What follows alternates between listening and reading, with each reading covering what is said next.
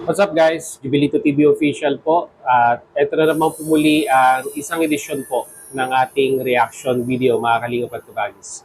Pero bago po lahat, shoutout po muna natin kay Val Santos Matubang, Ate Edna Vlogs at Kalingap Rab. Sa ating mga kalingap netizens at kalingap subscribers, mega love shoutout po sa inyong lahat. So ito na nga mga kalingap at kabagis, no? For today's reaction video, tayo po ay magbibigay ng point of view at ating prediction, mga kalingap at kabagis, regarding po dito sa naging previous na issue.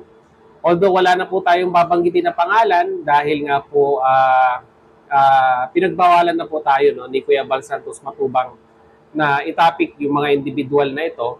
Pero ito'y related pa rin po mga kalingap at kabagis sa magiging outcome ng samahan, no, bilang kalingap partners, mga kalingap at kabagis, no? Hindi po ito may iwasan at masasabi po natin na darating po talaga sa punto na ika nga ay mahati po, no? Yung mga kalingap partners na masasabi po natin na sumusuporta po sa kanila. So alam natin, umalis na. 'Di ba? Official na mga kalingap at kabagis na umalis. Ang tanong, meron po kayang sasama ng mga kalingap partners doon po sa mga umalis? Yun po yung malaking katanungan dito. Lalong-lalo na po, mga kalingap at kabagis, sa hanay po, no, ng mga kasamahan po nating reactors dito po sa Kalingap. Meron po kayang sasama sa kanila, mga kalingap at kabagis? Ako, base po sa aking pag-oobserba, mga kalingap at kabagis, no, ay hindi po may iwasan na meron pong ika nga'y makikisimpatya at ika nga'y aayon doon po sa umalis, mga kalingap at kabagis. Bakit ko po nasabi? Sabihin na natin, mga kalingap at kabagis, na siguro po ay assume na naka-align yung kanilang prinsipyo, no, doon po sa mga umalis. Kaya hindi mo po may iwasan na one of this day, mga kalingap at kabagis, ay may mag-aanunsyo, no, ng mga reactors, no, na sasama po dito po sa mga grupo po ng mga umalis na kalingap partners. Or sabihin na natin, hindi na kasi kalingap eh, di ba? So, yun po yung kwan ko dito. Yun po yung analyzation ko dito, mga kalingap at kabagis. Yung pagsama, pag-alis, wala pong problema yan. Kumbaga, isinasara lang po natin yung chapter ng pagiging kasama natin dati sa Kalingap, mga kalingap at kabagis.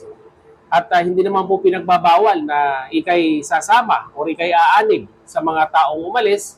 Pero ang ganang sa akin lang, mga kalingap at kabagis, no, sa mga nagpaplano, di ba, na sumama at makianib dun sa mga umalis, ang pakiusap ko lang po, mga kalingap at kabagis, no, ay sana po, once upon a time, ay isipin po natin na nagkasama-sama tayo dito po sa community na ito. At sana po i-treasure po ninyo yun, no? At pahalagahan dahil once upon a time ay meron pong grupo na ika nga'y magkakasama na nagtatanggol at nagre-reaction dito po sa community ng Kalingap. At kung sakali man na kayo po ay umanib na doon sa kabilang grupo, ay wag po sana tayong magbangayan pagdating ng araw.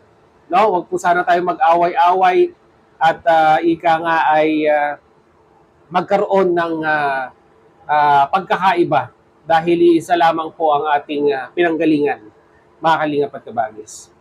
Siguro, hindi po may iwasan na may mga issue, may mga topic na mapag-uusapan sa mga darating na panahon at magkakaroon po ng pagkakaiba ng paniniwala at ipinaglalaban. Pero sana hanggang doon lang, di ba? Tayo po ay magbalitaktakan at magrebatal ng naaayon po, no, sa topic, and at the same time po, mga kalingap at kabagis, ay naaayon sa ikang ay napag-uusapan sa mga darating na panahon, kung magkakaroon man, mga kalingap at kabagis, no?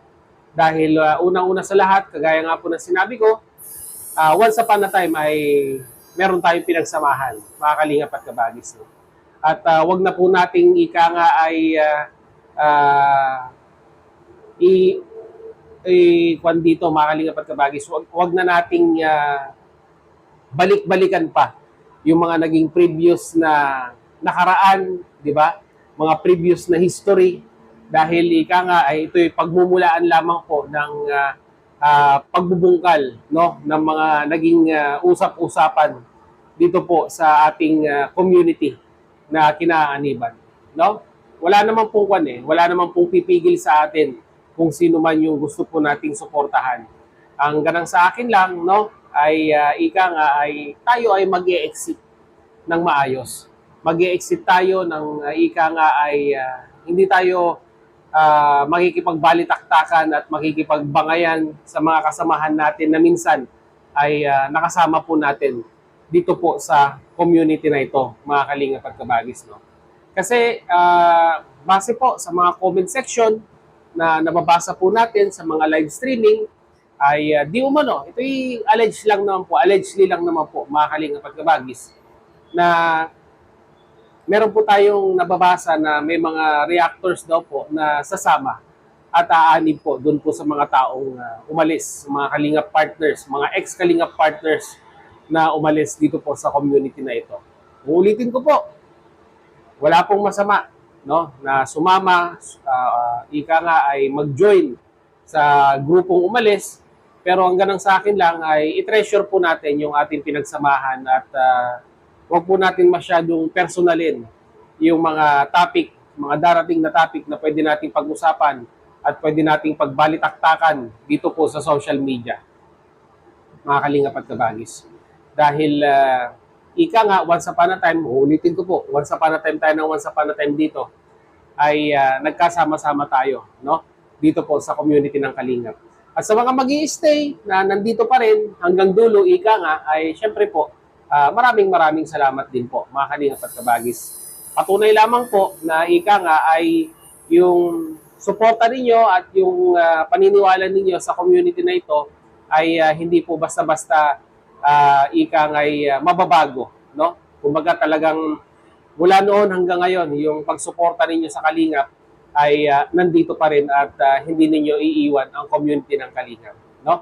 Through thick and thin, ika nga ay nandiyan kayo na nakasuporta dito sa community na ito. So, yun lang po ang masasabi ko, mga kalingap at kabagis. No?